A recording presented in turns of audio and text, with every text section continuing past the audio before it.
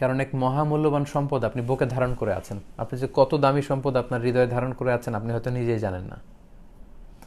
আর কোরআন হচ্ছে সবচাইতে দামি মেহমান। দামি মেহমানকে সম্মান না করা হলে দামি মেহমান থাকে না। কোরআন হচ্ছে দয়ফুন করিম, অনেক সম্মানিত মেহমান। আপনার ঘরে বা আপনার বাসায় যদি সম্মানিত কোনো মেহমান আসে, তাকে যদি আপনি ওয়েল রিসেপশন না দেন, তাকে যদি সময় না দেন, তাকে যদি আদর আত্মীয় আপ্যায়ন না করেন, তাহলে তিনি কিন্তু থাকবেন না।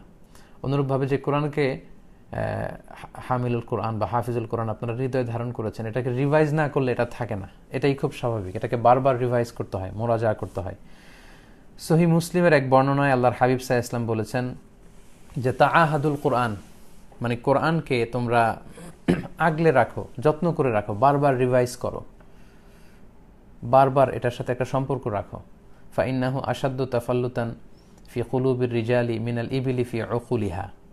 কারণ পোষ মানানো হয়নি এমন ওটের রশি ছেড়ে দিলে ওই উটকে ফিরিয়ে আনা যেমন কঠিন, কোরআন মুখস্থ করার পরে ওই কোরআন ভুলে গেলে সেটাকে আবার রিভাইভ করা এর চেয়েও বেশি কঠিন।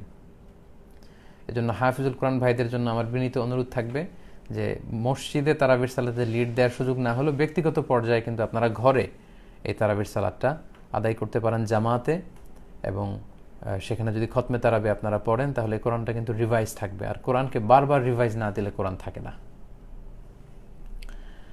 6 নম্বরে আমি বলবো যে কোরআন তেলাওয়াত হলো,